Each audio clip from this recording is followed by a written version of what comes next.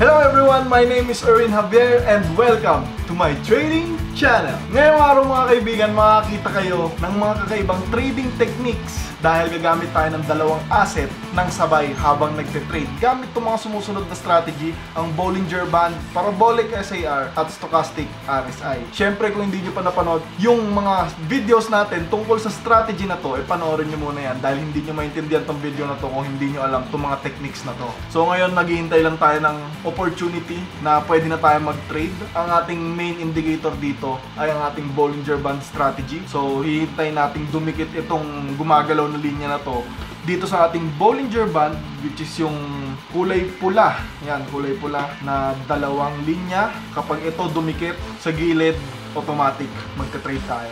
Hintayin lang natin. Alright, so ngayon ang pipiliin pala natin ay ang Euro USD at ang Smarty kasi silang dalawa yung pinakamataas yung percentage ng profit. Yan, so makikita nyo dito real balance ang gamit natin ha. At dito naman makikita nyo nakalak pa ang ating mga nasa inventory. Okay, dito parang magdidikit na to. Uy, sa kabila dumikit. Dito, sell.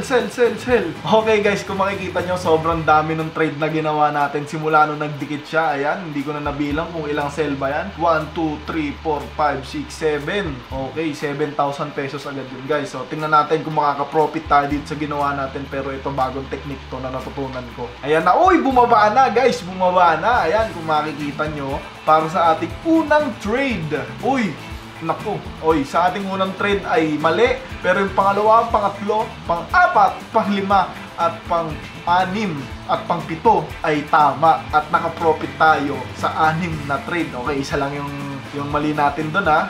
Okay, maghanap pa tayo ng bagong opportunity kung saan tayo magte-trade. Okay, hintayin lang natin.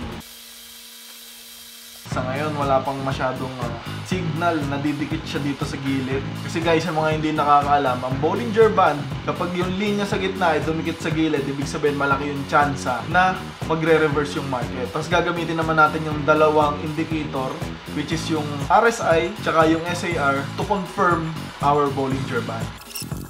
Ay, dito sa kabila parang didikit na. Ready to buy tayo dahil ayan na. Okay, nag-buy na tayo isa lang dahil hindi siya dumikit pero bumaba siya. So titingnan natin kung tatama yan. Tingnan natin kung makaka-profit tayo dyan. Dito sa kabila parang didikit.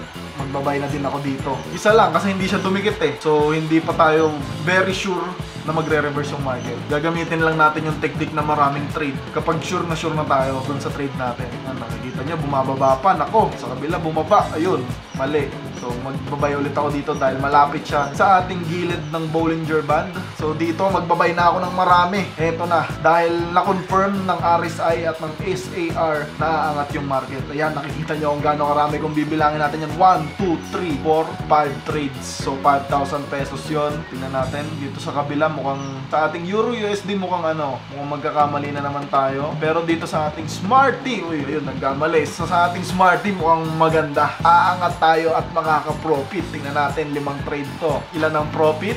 1, 2, 3,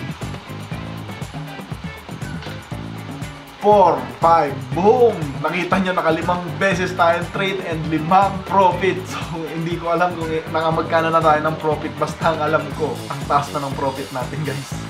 Okay, hanap pa tayo ng opportunity na makakapag-trade tayo. Aabangan lang natin na dumikit yung ating gumagalaw na linya sa ating Bollinger Band. Itong ating Smarty parang medyo bumababa na siya. Nagpaparamdam na pati yung RSI indicator dumidikit na sa baba. So malaking chance magbabay tayo dito sa Smarty. Okay. Anytime now.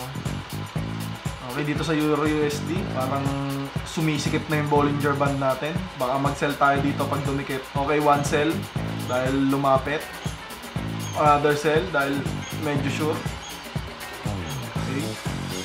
Sell pa ako ulit dito dahil ayan na, sure ball na to. Sinabi na ng ating RSI indicator, kinonfirm na ang ating Bollinger Band. Tingnan natin kung makaka-profit tayo dito sa Euro USD. Pero dito sa Smarty mukhang dumidikit din. Ayan na. Ops, dito sa Euro USD 1 profit, 2 profit,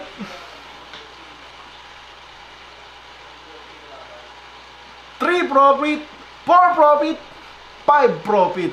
Okay, kita nyo naman yun guys. Grabe yung profit natin ngayong araw. Nabibigla din ako. So, tingnan natin kung may makikita pa tayong opportunity dito para tumaas pa ang ating profit for today. Parehong nasa gitna ang ating moving line. Hindi pa natin masabi kung magbabay o magsisell tayo. So, wait lang tayo ng opportunity. Yan guys, nakita nyo naman yung mga recent deals natin. Nakita nyo? Puro profit. Hindi ko alam siguro pag binilang natin yan kung nasa magkano na. Pero ayan, nakikita nyo, 144,000 na yung balance natin. Nakalimutan ko kung ilan yung balance natin kanina. I-check ko yan mamaya. Saan tayo sunod na magte-trade? Smart, diba? Pwede ako mag-buy, mag-sell. Uy, mukhang magbabay ako dito. Nagpapadya na. Okay, isang buy tayo dito.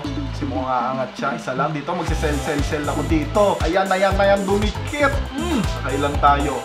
1, 2, 3, 4, 5, 6. Dito, magbabay din ako. Yan.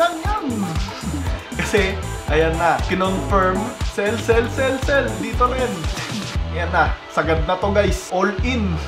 Dito kasi, nag-confirm yung ating mga indicator. Kaya tayo nag-sell ng ganyan karami. Tingnan natin kung makaka-profit tayo. Mali yung una, mali yung pangalawa. Tama, mali pa rin pangatlo. Ayan na, tingnan natin. Oh no, nagkakamali tayo dito sa Euro USD. Okay, mali pa din. Ayan na. Ayun na, tama. Boom!